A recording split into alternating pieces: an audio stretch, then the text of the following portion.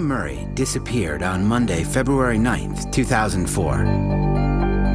When a person disappears without a trace, often the most critical information is hidden in their actions and words from the days before they vanished.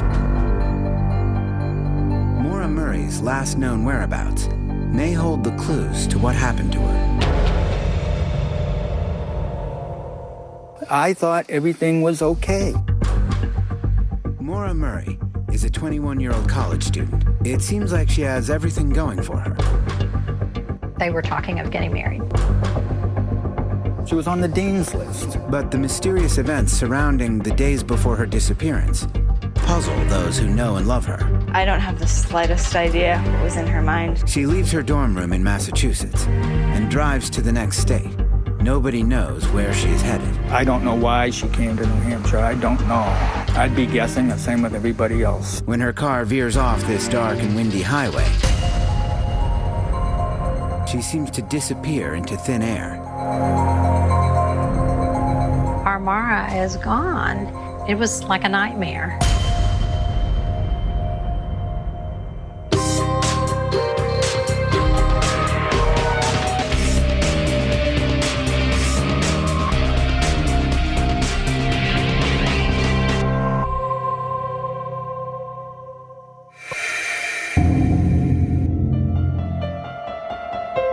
It's Saturday morning, February 7th, 2004. Fred Murray is driving to pick his daughter Maura up from the University of Massachusetts, Amherst.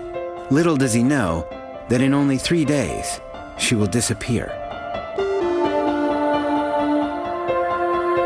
When Maura got to UMass, I'd go up there once a month or so.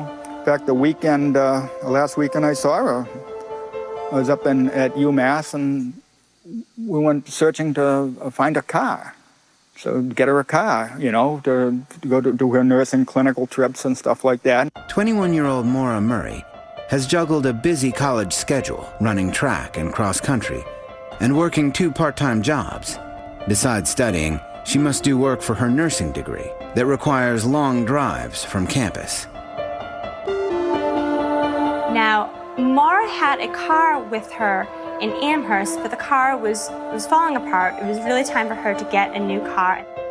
Maura's rundown car will figure prominently in her disappearance 3 days later. And we had one picked out, and we're going to go up there next weekend and get it. But that didn't happen. It would have been safe. I wish I had bought it that weekend.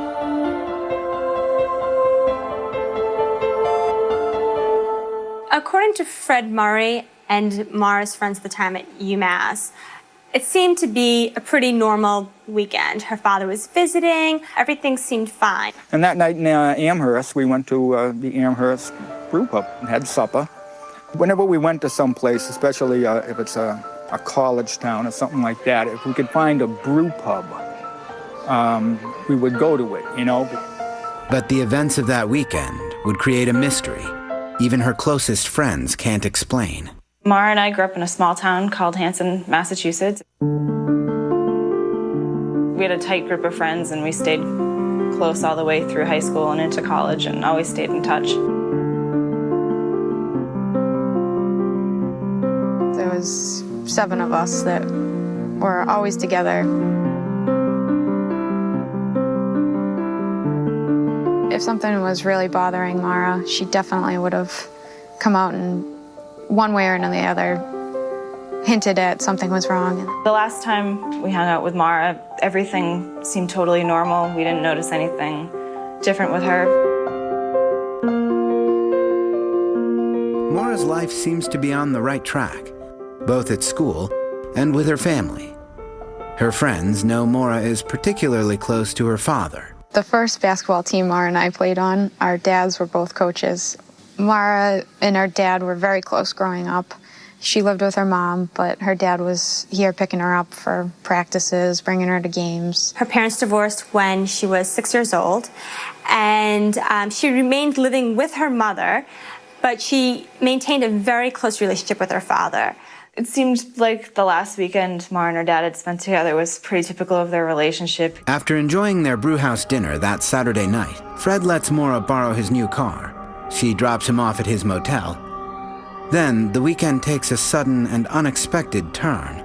Sunday morning, Maura woke me up. She had come back, during the night and told me that she had had an accident in my car. She was involved in an accident in Hadley, Mass, where she went off the road and struck a set of guardrails.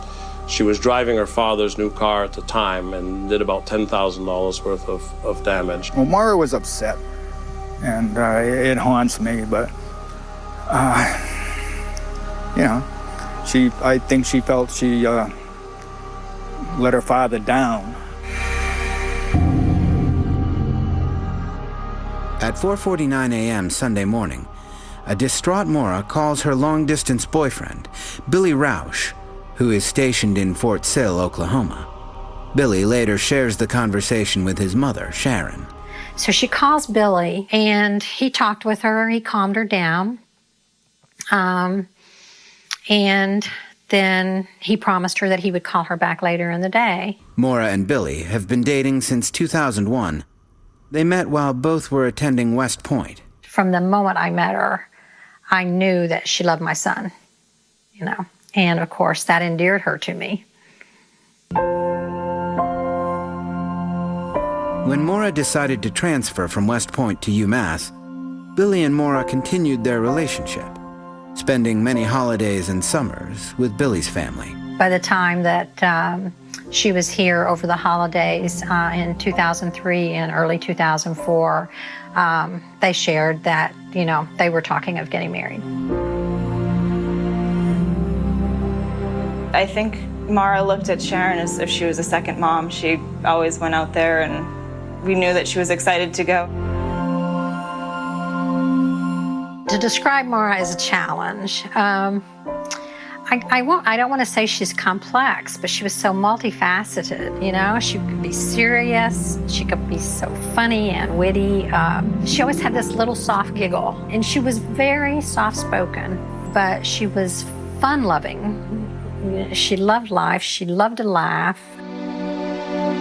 The next day, when Fred Murray sees his daughter, she's still upset about the accident. I drove her back to the dorm. I could see she was still upset. I told her it would be all right. It was going to be covered. It would be okay, And she went into the dorm, and that's the last I ever saw of her, which will haunt me forever.